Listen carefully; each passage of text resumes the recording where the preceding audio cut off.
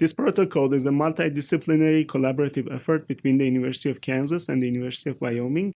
We had a need for testing of our patented polyelectrolyte complex nanoparticles using high-pressure microfluidics, and started a collaborative effort between our research group and Dr. Aryana's research group to take advantage of his state-of-the-art facilities.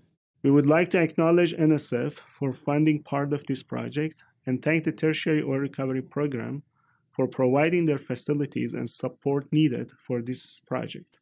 In addition, this work was in part supported by CMC-UF, an Energy Frontier Research Center funded by the DOE.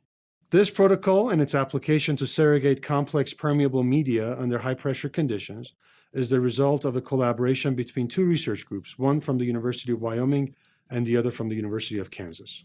This protocol details the fabrication procedure for a robust microfluidic platform in the absence of cleanroom facilities. This platform enables direct visualization of flow in complex geometries under high-pressure conditions.